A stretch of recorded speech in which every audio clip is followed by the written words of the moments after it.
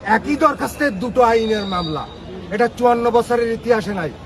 এক জননেত্রী শেখ হাসিনা, যিনি সাংবিধানিকভাবে নাও টিল প্রধানমন্ত্রী, তাকে শাস্তি দেওয়ার জন্য তারা একই দরখাস্তের দুটো মামলার গল্প ছেন্দেছে। আমরা কথা বলছি, অথচ এই পুলিশ আমাদের সাথে কোনো কথা এক শেখ হাসিনারে শাস্তি দেওয়ার জন্য 54 বছরের ইতিহাসে একটা অবৈধ মামলা, একটা শ্রেষ্ঠজনক এই মামলাই নাই।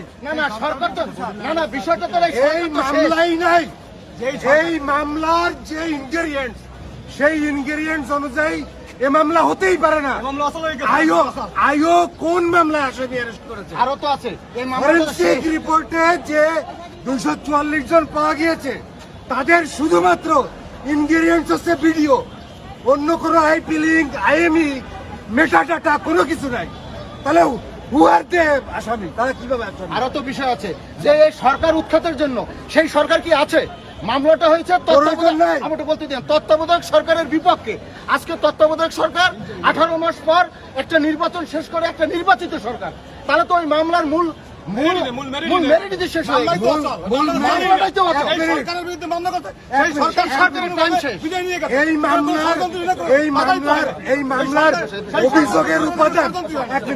এই মামলার অভিযোগের উপাদান আর ওরই গর্বে ধারা চাইছে রাষ্ট্রদ্রোহী। অভিযোগ হচ্ছে আপনার সাইবার ক্রাইম আব্দুল লতিফ উচ্চ আদালতের আব্দুল আজিজ এবং আব্দুল লতিফ ডিএলআর এই মামলা সম্পূর্ণ করা নিষেধ, কোনোভাবে এইটা পারে না। এবং বাদীর অপরাধ প্রমাণ করতে হবে। বাদী কি অপরাধ প্রমাণ করেছে? এখানে আসামির বাদীর অপরাধ প্রমাণ করতে হবে। আসামির বিরুদ্ধে যে অভিযোগ, সেটা বাদীর প্রমাণ করতে হবে। বাদী তো এই মামলার বাদীই নাই। এই মামলার বাদী উনি এখন নাই। এই মামলার মূল ইনগ্রেডিয়েন্টস মিস্টেক। আরো তো একটা বিষয় এই মামলা আর্জিতে যে 121 যে রাষ্ট্রদ্রোহী মামলা, বাংলাদেশের বিরুদ্ধে যুদ্ধ ঘোষণা করতে হবে।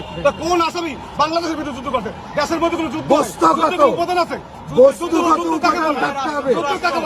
যুদ্ধ হয় বহিঃশত্রুর বিরুদ্ধে, অন্য রাষ্ট্রের বিরুদ্ধে। বাংলাদেশের মানুষ বাংলাদেশের মধ্যে ওই কি যুদ্ধ করলো? মামলার মধ্যে নাই। মামলা কার্যত অচল। এই মামলাতে সরকারের বিরুদ্ধে বলা হয়েছে সেই সরকার সুষ্ঠুভাবে একটা নির্বাচন দিয়ে সেই সরকার বাদী কোনো আলামত উদ্ধার করে না। কার্যত অচল, এই মামলা চলে না। বাদী একটা যুদ্ধ বলতে গেলে যুদ্ধ বলতে গেলে বস্তুগত উপাদান লাগে। এই 121 ক 124 হচ্ছে সশরীরে যুদ্ধ করা লাগবে। কোন ঊর্ধ্বতন কর্মকর্তা প্রেসিডেন্টকে গায়ে হাত দিতে হবে, টাচ করতে হবে। বাদী এই মামলায় কোনো ইনগ্রেডিয়েন্টস, আলামত উদ্ধার করে নাই। তাহলে কিভাবে এটা প্রমাণ হইল? অপরদিকে যান আপনি, এই একই দরখাস্তের দুটো আইনের মামলা। এটা 54 বছরের ইতিহাসে নাই।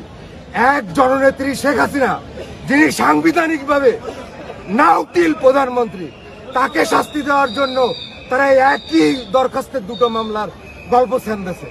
দুটো মামলার গল্প দিয়ে তারপরে তারা সাইবার ক্রাইম আইনে